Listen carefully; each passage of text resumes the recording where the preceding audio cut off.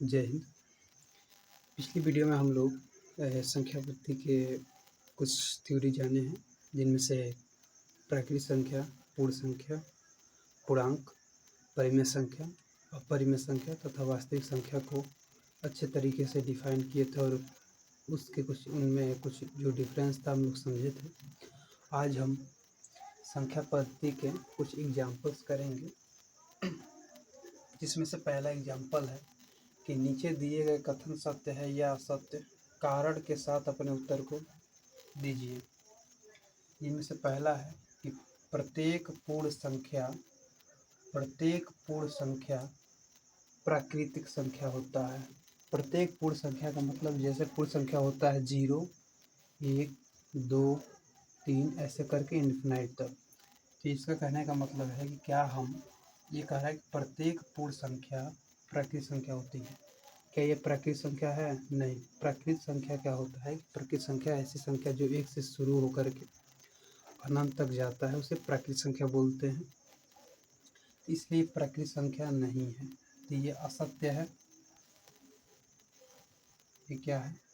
असत्य है।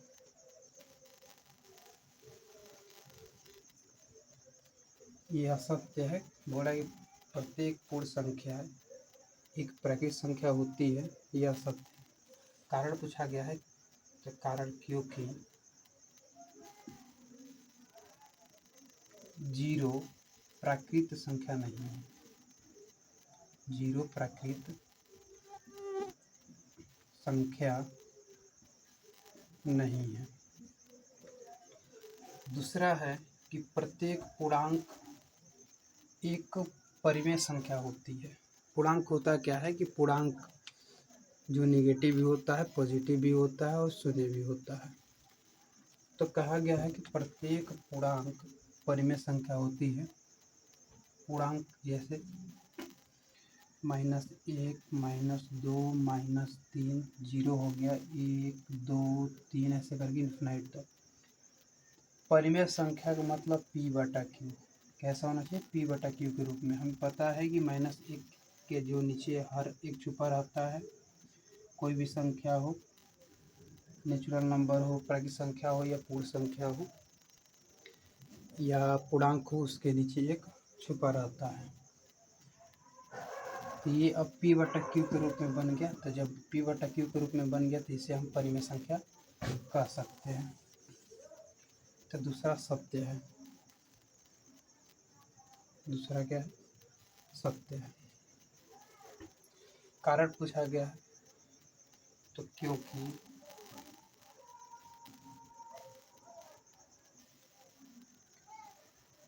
4 या -3 या 0, इसको हम लोग क्या लिख सकते हैं? p/q के रूप में लिख सकते हैं। इसलिए पूर्णांक को हम लोग परिमेय संख्या कह सकते हैं। ठीक है। तीसरा है कि प्रत्येक परिमेय संख्या एक पूर्णांक होता है। परिमेय संख्या जो p/q के रूप में हो, उसमें जरूरी नहीं है कि जो हर है वो 1 हो, लेकिन पूर्णांक में क्या होता है कि पूर्णांक एक पूरा अंक होना चाहिए, एक संख्या होना चाहिए। तो पूर्णांक का मतलब ये हुआ जिसका हर 1 हो। जैसे 2 ये पूर्णांक है, 3/2 ये पूर्णांक नहीं है, क्योंकि इसका हर 1 है, इसका हर 1 नहीं है। -4 पूर्णांक है, -8 भी पूर्णांक है। तो बोला कि परिमेय संख्या, प्रत्येक परिमेय संख्या 4 भी है, परिमेय संख्या -6 भी है, परिमेय संख्या 3/2 भी है, परिमेय संख्या 4/3 भी है, परिमेय संख्या -8/2 भी है। कह रहा है कि प्रत्येक परिमेय संख्या पूर्णांक होता है। पूर्णांक मतलब ये पूर्णांक है, ये पूर्णांक है, लेकिन ये पूर्णांक नहीं है, ये पूर्णांक नहीं है और ये पूर्णांक है। 2 चौके 8 -4 ये भी पूर्णांक है।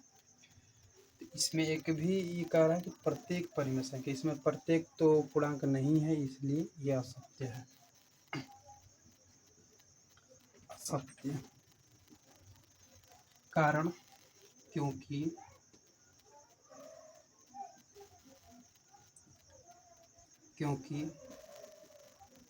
-3/2, 2/5 पूर्णांक नहीं है।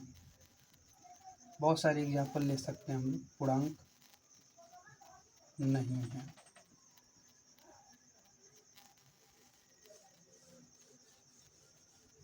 हम लोग देखेंगे उदाहरण दूसरा। बोला है कि 1 और 2 के बीच 5 परिमेय संख्या होती है।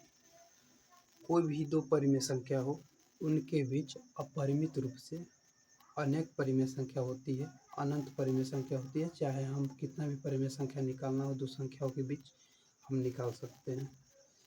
हमसे कहा गया है कि 1 और 2 के बीच 5 परिमेय संख्या निकालना है। तो सबसे पहले इसको P/Q के रूप में लिखेंगे। तो 1/1 लिख सकते हैं, और इसको लिख सकते हैं 2/1। P/Q के रूप में लिखने के बाद दूसरा काम ये करना है कि जब 5 को परिमेय संख्या पूछा है, तो 5 ना करके हम 1 बढ़ा देते हैं 6, और 6 से इसके अंश और हर में गुणा कर देते हैं। 6 से अंश और हर में गुणा करेंगे दोनों के, 6 एकम 6 बटा में 6 हो गया, और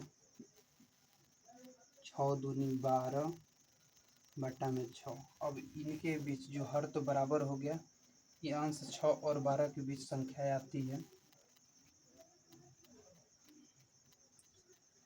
7/6, 8/6, 9/6, 10/6 और 11/6।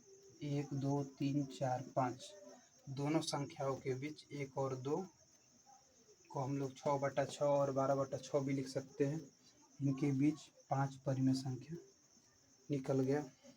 अब हम लोग करेंगे प्रश्नावली 1.1, जिनमें पहला क्वेश्चन है कि क्या शून्य एक परिमेय संख्या है। हाँ, शून्य एक परिमेय संख्या है, क्योंकि परिमेय संख्या जो P/Q के रूप में हो, और जो उसका Q है, हर है, वो 0 नहीं होना चाहिए, शून्य नहीं होना चाहिए। Q = नॉट शून्य, उस शून्य के बराबर नहीं होना चाहिए। पूछा गया क्या शून्य एक परिमेय संख्या है। हाँ, 0 एक परिमेय संख्या, क्योंकि उसके नीचे उसके हर में एक छुपा रहता है, तो ये P/Q के रूप में लिख सकते हैं। ये पावर, ये हर 0 नहीं होना चाहिए, बाकी ऊपर अंश 0 हो सकता है। इसे हम लोग लिख सकते हैं, हाँ,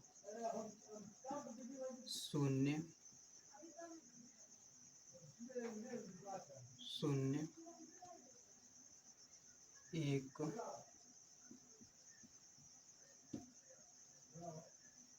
परिमेय संख्या है।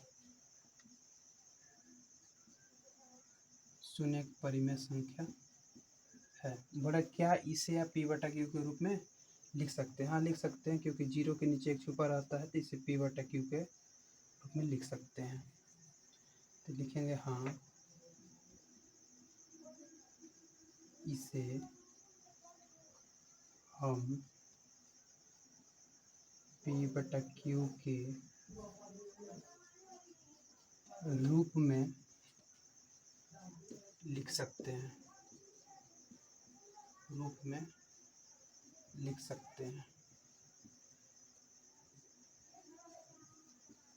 जहाँ P और Q पूर्णांक होना चाहिए। 0/1 लिखने पर 0 भी पूर्णांक है, और 1 भी क्या है, पूर्णांक है। जहाँ P और Q पूर्णांक है।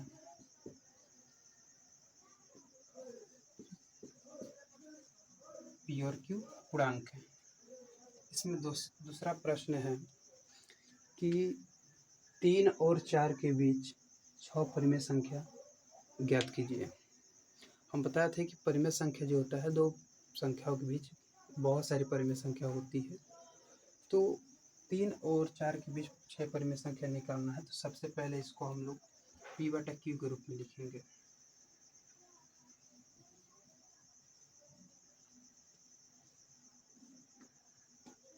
तीन को लिखेंगे 3/1, और 4 को लिखेंगे 4/1।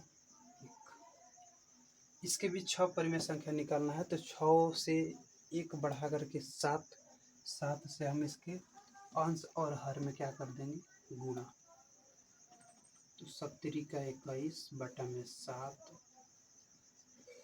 और इसमें करेंगे 7 से गुणा, तो 7 चौक 28 बटा में 7। ठीक है। अब इसके बीच 6 परिमेय संख्या बताना है, तो हर तो बराबर है, तो हर तो दोनों के लिए सेम 7 ही रहेगा। हम 21 और 28 के बीच 6 परिमेय संख्या निकालेंगे। 21 के बाद 22, 22 बटा 7,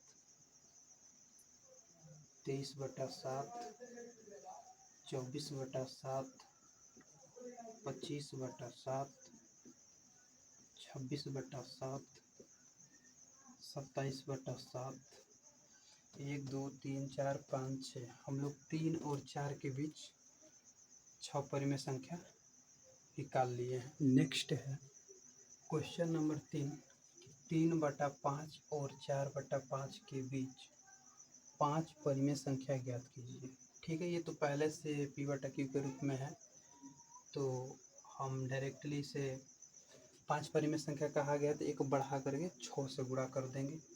आप जरूरी नहीं है कि 6 से ही गुणा करें, 6 से भी गुणा कर सकते हैं, 7 से भी कर सकते हैं, 8 से भी कर सकते हैं, जितने से यानी 5 से ऊपर 6 7 8 9 10 जितना से भी गुणा करेंगे इसमें कोई फर्क नहीं पड़ेगा। जैसे 3/5 है, इसमें 100 से भी यदि ऊपर नीचे गुणा कर देते हैं तो इसमें कोई फर्क नहीं पड़ेगा। ठीक है, 0 से 0 कटेगा, फिर 3/5 ही आ जाएगा। ठीक, या 100 से ना करके 50 से ही कर देते हैं, 150, 50 से 150 होता है, और ये हो जाएगा 250। 0 से 0 कट जाएगा, इसको काटेंगे तो 5 3 15 और 5 5 25, 3/5 आ गया। यानी कि कहने का मतलब है कि कोई भी परिमेय संख्या हो, उसके अंश और हर में समान संख्या से गुणा करने पे उस पर कोई फर्क, उसके मान में कोई परिवर्तन नहीं होता है, कोई फर्क नहीं पड़ता है। तो 6 से गुणा करें, 5 मतलब 5 से ऊपर, 5 से ऊपर 6 7 8 9 10 कितने भी संख्या से गुणा कर सकते हैं। तो चलिए 10 से सीधे कर देते हैं कि 10 3 30, ये हो जाएगा 10 5 50,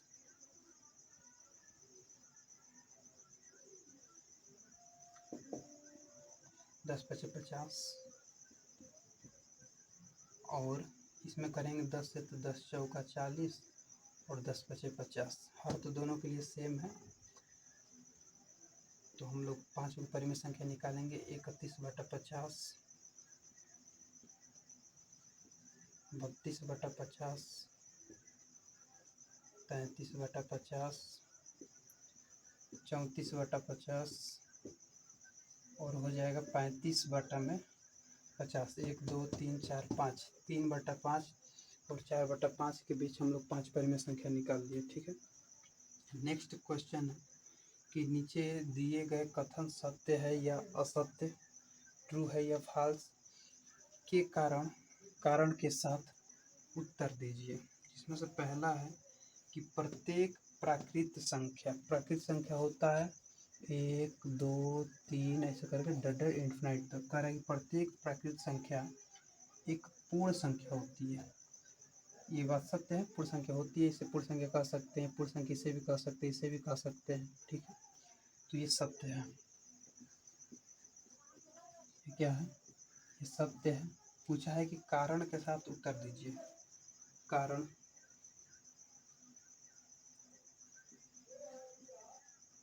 कारण क्या है कि 1 2 3 डॉट इन्फिनाइट पूर्ण संख्या है, पूर्ण संख्या है। ठीक है, ठीक है। नेक्स्ट है दूसरा कि प्रत्येक पूर्णांक एक पूर्ण संख्या होती है। चलिए, पूछा है कि प्रत्येक, कहा गया कि प्रत्येक पूर्णांक एक पूर्ण संख्या होती है। पूर्णांक जो होता है वो पॉजिटिव भी होता है और निगेटिव भी होता है, जबकि पूर्ण संख्या जो होता है कभी निगेटिव नहीं होता है, प्राकृत संख्या कभी निगेटिव नहीं होता है।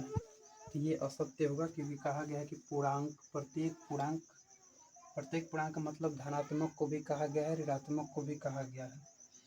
पूर्ण संख्या होती है, ये बिल्कुल असत्य है। ये बिल्कुल क्या है, ये बिल्कुल असत्य है। क्योंकि कारण पूछा जाए तो आप कारण बता सकते हैं। क्योंकि -1 -2 -3 माइनस इन्फिनाइट तक ये पूर्ण संख्या नहीं है। पूर्ण संख्या नहीं है, ठीक है, ये होल नंबर नहीं है। तीसरा है कि प्रत्येक परिमेय संख्या एक पूर्ण संख्या होती है, ठीक है। पूर्ण संख्या का मतलब कि उसका जो हर है, हर एक होना चाहिए। प्राकृतिक संख्या में भी हर एक होना चाहिए, जबकि परिमेय संख्या में जरूरी नहीं है कि हर एक हो, हर कुछ भी हो सकता है। इसलिए ये क्या है, असत्य है। क्योंकि प्रत्येक परिमेय संख्या कहा गया ना, तो प्रत्येक का मतलब क्या हो गया, प्रत्येक का मतलब 1 2 3 ये भी हो गया, -2/5 3/7 ये भी हो गया। प्रत्येक का मतलब एक एक करके सबको यदि देखा जाए तो क्या सब पूर्ण संख्या होगा, नहीं। इसलिए हम लोग लिखेंगे असत्य। कारण -1/2 5/7 बहुत सारे एग्जाम्पल ले सकते हैं कि पूर्ण संख्या नहीं है, पूर्ण संख्या नहीं है। तो ये रहा प्रश्नावली 1.1 का पूरा 4 क्वेश्चन था। चारों क्वेश्चन हम लोग हल किए। यदि आपको जहाँ इसमें ना समझ में आया हो तो आप कमेंट करके बता सकते हैं।